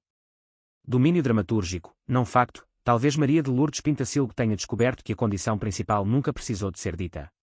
Era a condição de todos os poderes vigiados: podes entrar, podes governar, podes assinar, mas não esqueças que o tempo não te pertence. E ela respondeu da única forma que podia responder uma mulher que não aceitava ser intervalo: governou antes que o relógio a expulsasse da sala. Capítulo 10. Os grupos que não precisaram de se reunir em segredo. Factos confirmados. Quando se procura o chamado pacto em Belém, há uma tentação quase irresistível: imaginar uma sala fechada, um pequeno grupo de homens a decidir, em voz baixa, o destino de Maria de Lourdes Pintacilgo antes de ela entrar em São Bento. Mas os factos públicos disponíveis obrigam a uma disciplina mais exigente. Não há prova documental pública de uma organização clandestina criada para vigiar Pintacilgo. Não há lista conhecida de participantes numa reunião secreta. Não há ata, memorando ou testemunho direto que permita afirmar que um grupo oculto, comandado a partir de Belém, tenha condicionado pessoalmente as suas decisões. Mas isto não significa que ela governasse fora de redes de pressão. Pelo contrário. O sistema político português de 1979 estava povoado por forças visíveis, formais, poderosas e concorrentes. O Presidente da República tinha um papel constitucional forte. A Assembleia da República podia apreciar o programa do governo, apresentar moções e condicionar a sua sobrevivência política. O Conselho da Revolução continuava a existir como órgão constitucional e devia ser ouvido na formação do governo. Os partidos preparavam eleições legislativas intercalares. A imprensa acompanhava cada gesto com suspeita e intensidade. A direita parlamentar, através do PSD e do CDS, opôs-se ao governo desde cedo. O PS, o PCP, a UDP e outros deputados abstiveram-se na moção de rejeição, permitindo a sobrevivência jurídica do Executivo, mas sem lhe oferecer uma legitimação entusiástica. Assim, o que se confirma não é uma sociedade secreta. O que se confirma é uma sociedade política inteira em estado de vigilância. Maria de Lourdes Pintacilgo estava cercada por grupos que não precisavam de se esconder para limitar. Os partidos não eram clandestinos. A Assembleia não era clandestina. Belém não era clandestino. O Conselho da Revolução não era clandestino. A imprensa não era clandestina. Mas todos, cada um à sua maneira, faziam parte da moldura que estreitava o espaço de ação do quinto governo constitucional. O governo nascera por iniciativa presidencial, não de uma maioria parlamentar. Tinha a missão pública de atravessar a crise até às eleições legislativas intercalares de 2 de dezembro de 1979. Tomara posse em 1 de agosto de 1979.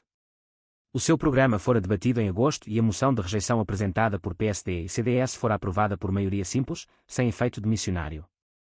Esta combinação produziu uma situação rara: Pintacilgo tinha autoridade legal para governar, mas via a sua autoridade política permanentemente questionada. E esse é o ponto decisivo.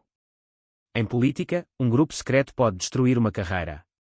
Mas, às vezes, grupos públicos conseguem algo ainda mais eficiente: não destroem de imediato, apenas condicionam, observam, esperam e deixam que o tempo faça a sua obra. Versões. A primeira versão é institucional e prudente. Nela, não há conspiração. Há apenas o funcionamento tenso de uma democracia jovem, ainda marcada pela Constituição de 1976, pela presença do Conselho da Revolução, pelo peso presidencial de Ramalho Yanes e por uma Assembleia fragmentada. Pintacilgo foi escolhida para chefiar um governo de transição, os partidos reagiram segundo os seus interesses, a imprensa escrutinou, as eleições realizaram-se e o poder passou para o executivo seguinte. Esta versão tem força porque respeita o que os documentos permitem afirmar. A segunda versão é política e mais inquieta. Nela, os grupos formais funcionaram como círculos de contenção. Belém deu origem ao governo, mas não lhe deu maioria. A Assembleia deixou viver, mas não o consagrou. A direita procurou rejeitá-lo. O PS e outros setores evitaram a queda imediata, mas através da abstenção. A imprensa tratou a escolha como enigmática, singular, por vezes desconfortável. O Conselho da Revolução lembrava que o regime ainda não era o parlamentarismo posterior à revisão constitucional de 1982. A soma de todos estes elementos criava uma pressão constante, mesmo sem plano secreto demonstrado. A terceira versão é simbólica. Nela, Pintacilgo enfrentou não um grupo, mas uma cultura política. Uma cultura habituada a homens com partido, chefias com máquina, legitimidades negociadas entre aparelhos, autoridade reconhecida por pertença a estruturas consolidadas. Ela chegava de outro lugar, mulher, independente, católica progressista, internacionalista, reformista, com trajetória cívica e social. Não era fácil classificá-la. E aquilo que o sistema não consegue classificar tende a transformar em exceção. A pergunta, então, muda de forma. Não é apenas se existiu um grupo secreto contra Pintacilgo. É se os grupos visíveis de poder, cada um defendendo a sua posição, produziram em conjunto o mesmo efeito de um cerco. Domínio dramatúrgico, não facto. Podemos imaginar, como leitura artística e não como facto comprovado, uma Lisboa política feita de círculos concêntricos. No centro, Maria de Lourdes Pintacilgo sentada na cadeira de primeira-ministra, com uma agenda curta e densa. À sua volta, São Bento, onde a sobrevivência parlamentar tem a frieza dos números. Mais longe, Belém, origem do mandato e sombra institucional permanente. Em redor, os partidos, já com os olhos postos em dezembro. Depois, as redações, onde cada decisão pode tornar-se suspeita. E, no fundo do quadro, uma democracia jovem, ainda a organizar a separação entre impulso revolucionário, autoridade presidencial e normalização parlamentar. Nessa dramatização, ninguém precisa de pronunciar a palavra conspiração. O cerco não se faz com capas escuras, mas com calendários, abstenções, editoriais, moções, discursos, ausências e silêncios. Cada grupo tem a sua justificação. Cada grupo pode dizer que apenas cumpriu o seu papel. Mas, vista a partir do centro, a soma desses papéis parece uma parede. Talvez seja essa a forma mais elegante e mais dura do poder vigiado. Não há um inimigo único a vencer. Há uma estrutura inteira a atravessar. Não há uma porta trancada. Há muitas portas semiabertas, cada uma exigindo uma autorização diferente. Não há um interdito escrito. Há uma pergunta permanente: até onde pode ir uma primeira-ministra que não nasceu de uma maioria, governa até eleições e ousa tocar em temas que durarão para lá do seu mandato? Pintacilgo respondeu não com uma denúncia, mas com atos. Avançou em igualdade no trabalho. Atualizou o subsídio de desemprego. Aprovou proteção social mínima. Atualizou pensões mínimas. A sua resposta aos grupos que a cercavam foi deixar no Estado a marca dos que raramente têm grupo algum a protegê-los: mulheres discriminadas, desempregados, idosos, cidadãos vulneráveis. Pintacilgo respondeu não com uma denúncia, mas com atos. Avançou na igualdade no trabalho. Atualizou o subsídio de desemprego. O seu governo aprovou um esquema mínimo de proteção social, dirigido a cidadãos nacionais residentes em condições legalmente definidas, e atualizou pensões mínimas. E é aqui que o capítulo se fecha com uma ironia profunda. Os grupos de poder observavam a primeira-ministra. Mas ela parecia olhar para outro grupo, muito maior e quase sempre invisível, o país frágil que não tinha assento nas reuniões, nem bancada disciplinada, nem jornal próprio, nem palácio de onde falar. Talvez tenha sido esse o seu verdadeiro partido durante aqueles meses. E talvez tenha sido por isso que o sistema a tolerou como transição, mas nunca soube o que fazer com ela como possibilidade. Capítulo 11. A entrevista que chegou tarde demais. Factos confirmados. Décadas depois, Ramalhianes explicou publicamente que escolheu Maria de Lourdes Pintacilgo pela sua personalidade, ética, caráter, experiência internacional, experiência governativa, determinação e coragem. Esta explicação foi divulgada muito depois dos acontecimentos e constitui a versão pública posterior do presidente sobre a nomeação. Segundo essa leitura, Pintacilgo não foi uma improvisação, nem uma peça menor, nem uma escolha decorativa. Foi chamada porque reunia qualidades raras para atravessar uma crise política exigente. Os dados biográficos confirmam que ela tinha uma trajetória consistente. Nascida em Abrantes, em 18 de janeiro de 1930, formou-se em Engenharia Química Industrial, trabalhou na CUF, envolveu-se em movimentos católicos e internacionais como o Graal e a Pax Romana, integrou a Câmara Corporativa como procurador entre 1969 e 1974. Exerceu funções governativas nos governos provisórios entre 1974 e 1975, presidiu a Comissão da Condição Feminina e foi embaixadora de Portugal junto da Unesco. Portanto, a entrevista tardia de anos não paira no vazio. Ela encontra apoio numa biografia forte. Pintacilgo tinha experiência, pensamento, rede internacional, sensibilidade social e autoridade própria. Eanes podia, com plausibilidade, apresentá-la como escolha de mérito. Mas uma entrevista tardia, por mais relevante que seja, não apaga a atenção do momento original. Em 1979, a nomeação foi recebida com estranheza por vários setores. Foi lida por alguns como uma decisão enigmática. Por outros, como sinal de isolamento presidencial. Por outros ainda, como parte de uma estratégia de Belém perante o bloqueio dos partidos. A direita parlamentar opôs-se. A posse decorreu sob tensão. O programa foi rejeitado por maioria simples sem derrubar o governo. A legitimidade existia, mas era instável. É por isso que a explicação posterior de Eanes ilumina uma parte da história, mas não encerra o caso. Ela responde à pergunta sobre as qualidades que ele dizia ver em Pintacilgo. Não responde, de modo documental definitivo, à pergunta sobre as expectativas informais, os limites políticos e os condicionamentos práticos que cercaram a primeira-ministra antes e depois da chegada a São Bento. Factos confirmados, então, nas fontes públicas consultadas, não aparece prova de pacto secreto, a explicação posterior de Eanes baseada no mérito, a condicionamentos constitucionais e parlamentares reais, a oposição política imediata, a governo de transição com horizonte eleitoral, a medidas sociais relevantes aprovadas apesar da brevidade do mandato. A explicação posterior de Eanes baseada no mérito, a condicionamentos constitucionais e parlamentares reais. A oposição política imediata, a governo de transição com horizonte eleitoral, a medidas sociais relevantes aprovadas apesar da brevidade do mandato. Versões. A primeira versão entende a entrevista de Eanes como chave limpa da história. Ele escolheu Pintacilgo porque confiava nela. Viu uma mulher corajosa, ética, capaz de governar sem se confundir com a luta partidária mais imediata. Se houve condicionamentos, seriam os normais de qualquer governo naquele quadro constitucional. A nomeação seria, portanto, um ato de responsabilidade presidencial. A segunda versão entende a entrevista como justificação posterior, verdadeira talvez nas qualidades apontadas, mas incompleta quanto ao contexto. Eanes podia admirá-la e, ao mesmo tempo, ter escolhido uma figura funcional para uma travessia curta.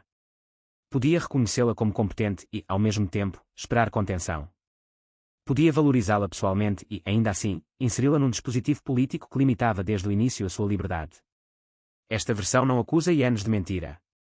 Apenas lembra que uma escolha pode ter várias camadas. A terceira versão é a mais trágica. Nela, o elogio posterior aumenta a dureza do caso. Se Pintacilgo era tão ética, tão corajosa, tão experiente, tão determinada, então por que recebeu um mandato tão estreito? Porque entrou sem maioria. Porque foi exposta a uma moção de rejeição logo no início. Porque a sua passagem não se converteu em precedente. Porque a única mulher primeira-ministra de Portugal permaneceu como exceção e não como começo. A entrevista, nesse sentido, chega tarde demais para mudar o destino político que já se cumprira. Reconhece a grandeza, mas não devolve o tempo. Explica a escolha, mas não desfaz o cerco. Honra a pessoa, mas não elimina a pergunta sobre o sistema. Domínio dramatúrgico, não facto. Podemos imaginar, como construção artística e não como facto, uma entrevista ouvida muitos anos depois por alguém que tenta compreender aquela história. A voz de Eanes fala de ética, caráter, coragem. As palavras são fortes. São respeitosas. São talvez sinceras. Mas, enquanto elas soam, o espectador recorda a cronologia: julho, indigitação; agosto, posse; agosto, programa rejeitado por maioria simples; setembro, igualdade no trabalho; novembro, desemprego; dezembro, eleições; dezembro, proteção social e pensões; janeiro, saída. A entrevista elogia a protagonista, mas a sequência dos factos mostra a armadilha do tempo. E então a pergunta torna-se quase insuportável: de que serve reconhecer coragem se o sistema entrega a coragem apenas alguns meses? De que serve nomear uma mulher excepcional se a política trata a sua exceção como parêntese? De que serve dizer que havia confiança se essa confiança não vinha acompanhada de chão parlamentar, continuidade e espaço para consolidar uma visão? Nesta dramatização, a entrevista tardia funciona como uma porta aberta para trás. O passado reaparece, mas não muda. Maria de Lourdes Pintacilgo volta à cena como figura admirada, mas continua cercada pelos mesmos elementos: Belém, Assembleia, partidos, Conselho da Revolução, imprensa, eleições. A palavra mérito tenta organizar a memória. A palavra condicionamento insiste em desorganizá-la. E talvez seja essa a ferida mais duradoura. Não a de uma conspiração provada, mas a de uma explicação insuficiente. Eanes pôde dizer porque a escolheu. Os documentos podem dizer quando foi nomeada, quando tomou posse, quando governou, quando saiu. A Assembleia pode dizer como votou. Os decretos podem dizer o que ela fez. Mas ninguém parece conseguir responder completamente a uma pergunta mais funda: o que teria acontecido se a mulher escolhida pela coragem tivesse recebido não apenas o cargo, mas as condições políticas para fazer dessa coragem um projeto de duração? Capítulo 12. O visitante à porta da história. Factos confirmados. Depois de 2 de dezembro de 1979, a direção política do país começou a deslocar-se. Depois de 2 de dezembro de 1979, a direção política do país começou a deslocar-se. A Aliança Democrática venceu as eleições legislativas intercalares. Francisco Sá Carneiro tomou posse como primeiro-ministro em 3 de janeiro de 1980. O governo de Maria de Lourdes Pintacilgo terminou nesse mesmo momento. Francisco Sá Carneiro tomou posse como primeiro-ministro em 3 de janeiro de 1980. O governo de Maria de Lourdes Pintacilgo terminou nesse mesmo momento. Segundo a imprensa internacional, Pintacilgo apresentou formalmente a demissão em 27 de dezembro de 1979, depois da publicação dos resultados oficiais. Ainda em 26 de dezembro de 1979, o seu governo aprovou diplomas relevantes no campo da proteção social mínima e das pensões mínimas. Isto significa que, mesmo depois da vitória eleitoral de outros, o executivo de Pintacilgo continuou a usar o tempo institucional que lhe restava para assinar medidas de impacto social. A transição não foi um colapso. Foi uma sucessão constitucional. O governo seguinte tomou posse. O país prosseguiu. Mas a saída de Pintacilgo deixou uma imagem difícil de apagar, a de uma governante que entra como solução transitória, enfrenta a rejeição política parcial, governa sem maioria própria, aprova medidas sociais e abandona o cargo antes que a sua experiência possa transformar-se em mandato popular. A palavra visitante ajuda a compreender o paradoxo. Pintacilgo não era visitante no sentido de incompetência ou estranheza ao serviço público. Pelo contrário, tinha percurso sólido, experiência governativa, dimensão internacional e pensamento político. Mas foi tratada pelo sistema como visitante temporal, alguém que podia ocupar a casa por um período curto, sem alterar a planta do edifício. Foi a primeira, até hoje, única mulher primeira-ministra de Portugal.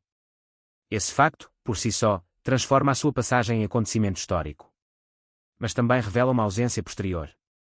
Se uma porta se abriu e não voltou a abrir-se da mesma forma, então a história não deve celebrar apenas a abertura, deve perguntar por que razão ela não se tornou caminho. Versões. A versão institucional diz que Maria de Lourdes Pintacilgo cumpriu uma missão. Foi nomeada em momento de crise, governou até às eleições, entregou o poder ao vencedor parlamentar e deixou medidas importantes. O ciclo terminou como devia terminar numa democracia, com eleições e sucessão governativa. A versão política diz que ela foi mais do que gestora, mas menos do que o sistema poderia ter permitido. A sua ação social demonstrou ambição. A sua falta de maioria limitou a continuidade. A sua origem presidencial deu-lhe acesso ao poder, mas também a marcou como solução de Belém no momento em que os partidos disputavam a centralidade. O resultado foi uma figura simultaneamente poderosa e frágil, primeira-ministra de facto, mas sem enraizamento suficiente para transformar a exceção em normalidade. A versão simbólica diz que Maria de Lourdes Pintacilgo foi uma visitante enviada pelo futuro a um país que ainda não estava pronto para a receber plenamente.